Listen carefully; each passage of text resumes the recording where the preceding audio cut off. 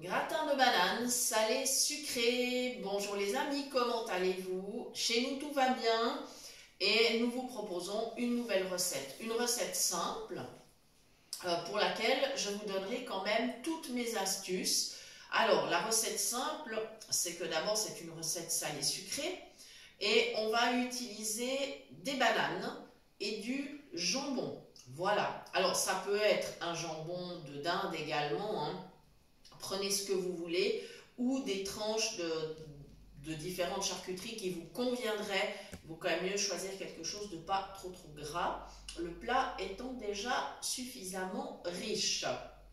Voilà, donc si on fait la recette de façon simple, si on la décrit de façon simple, eh bien pour 4 personnes, il faut 4 bananes, 4 tranches de jambon, et de la sauce. Voilà, et on met tout ça au gratin, c'est-à-dire qu'on roule la tranche de jambon autour de la banane, on met dans le plat et on arrose avec la sauce et on met au four. Voilà, ça c'est la version express. Maintenant, évidemment, les petites astuces pour bien réussir et pour que ça soit peut-être plus fin que si on fait la recette à la va-vite. Alors, les bananes, première chose, il faut qu'elles soient un peu mûres mais pas trop, c'est-à-dire il ne faut pas qu'elles partent en compote dès qu'on essaye de les éplucher, mais il ne faut pas qu'elles soient vertes non plus, quoi. Voilà, donc il faut un entre-deux. La taille, pas qu'elles soient trop grandes non plus, parce que sinon elles vont dépasser de la tranche de jambon, on ne pourra pas les mettre dans le plat, ou alors si vous en avez vraiment des grandes, ben, ce que vous faites, vous mettez une demi-banane par tranche et ça ira très très bien, vous la coupez en deux tout simplement. Voilà, pas de souci.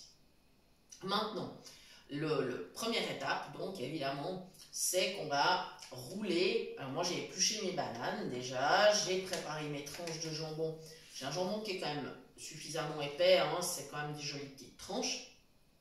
Voilà, je vais enrouler de la meilleure façon possible. Voilà. Et petite astuce donc, pour que ça se passe bien, on laisse le côté qui ferme, c'est-à-dire la jointure de la tranche en dessous, ce qui évitera au jambon de se défaire pendant la cuisson. Voilà, tout simplement. Je continue avec la deuxième.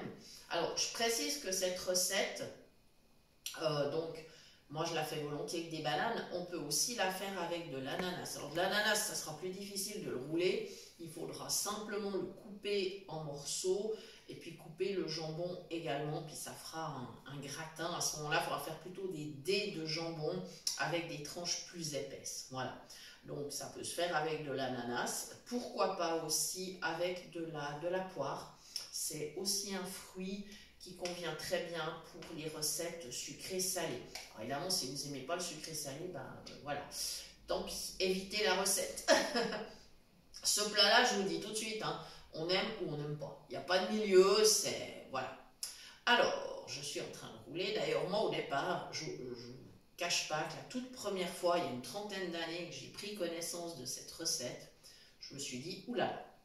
Et puis en fait, je me suis dit, mais finalement, quand on fait du riz au curry avec du poulet, tout ça, eh ben, on met de l'ananas. Et parfois, effectivement, dans certains restaurants, eh ben, ils mettaient des petits morceaux de banane, des rondelles de banane. Je me disais, bah, finalement, pourquoi pas? Voilà, essayons. Et on a été surpris en bien, effectivement, en testant cette recette. Voilà, mes bananes sont prêtes. Voilà, comme ceci. Alors, j'ai préparé une sauce. Je l'ai déjà faite, parce que je ne veux pas abuser de votre temps.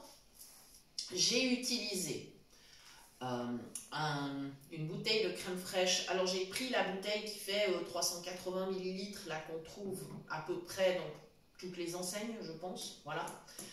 J'ai ajouté de la moutarde. Alors, moi, j'en ai mis 3 belles cuillères. Après, c'est aussi en fonction de vos goûts, n'est-ce pas? Voilà. Ensuite, j'ai mis du curry. Voilà. Et j'ai ajouté du fromage râpé en dernier parce que je voulais que les ingrédients, c'est-à-dire la moutarde, le curry, se mélangent déjà bien. Mon fromage râpé étant suffisamment salé, je n'ajoute pas de sel supplémentaire. Maintenant, selon le fromage râpé que vous utilisez, il faudra peut-être compenser et mettre un peu de sel ou de sauce de soja. À vous de voir. Ça va être selon vos choix. Voilà. Donc, on va y aller comme ça. Vous pourriez faire une variante de ce gratin. Par exemple, à la place de la crème, vous pourriez mettre du lait de coco, du curry. Mais dans ce cas-là, vous allez éviter la moutarde parce que ça n'ira pas ensemble. Vous gardez la sauce de soja pour le côté salé. Vous ne mettez pas le fromage râpé non plus, mais vous pouvez mettre par exemple un peu de purée de piment. Voilà, ça irait très très bien. Ou alors si vous aimez de la pâte de curry, alors ça donnera un plat beaucoup plus fort à ce moment-là. Mais on aura toujours ce côté salé-sucré. Et d'ailleurs, dans différentes régions du monde, on prépare des recettes salées-sucrées. C'est un peu partout. Voilà, ma sauce est prête. Il me reste à verser sur mes bananes et mon jambon. Et je vais mettre au four, allez, 25-30 minutes à 200 degrés. Encore une fois, ça dépend du plat que vous utilisez, de votre four. Il faut contrôler. On sort le plat quand c'est bien gratiné. On peut le servir avec des légumes, du riz, des pâtes, voilà, ou le consommer tel quel. Ça, voilà. Niveau légumes, il faut un légume assez neutre. Vous n'allez pas servir ça avec du fenouil, ça ne sera pas du tout, voilà. Donc, prévoyez plutôt des carottes, des haricots, voilà, des légumes relativement neutres. Ça conviendra très très bien. Ou alors, mettez une salade en entrée, c'est une chose possible. Et puis, en accompagnement, et ben voilà, du riz, des pâtes, voilà.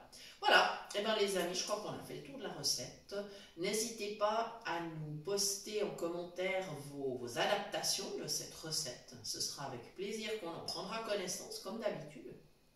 Voilà, je vous rappelle que vous pouvez nous retrouver sur Facebook. La page porte le même nom que la chaîne, Cuisine Pratique pour les non-voyants. Vous pouvez nous contacter par email à l'adresse cuisinepratique@mail.ch. Et vous pouvez rejoindre le groupe Phoenix Cuisine Pratique sur WhatsApp. C'est un groupe très convivial, ambiance très sympathique. On parle recettes, mais on parle aussi astuces, on parle produits, on parle matériel, accessoires, ustensiles. On se passe toutes les bonnes astuces, les bons plans, enfin voilà. Donc n'hésitez pas à nous rejoindre. Voilà les amis, eh bien il me reste à vous souhaiter une belle journée, un bon appétit. Je vous dis à très bientôt pour de nouvelles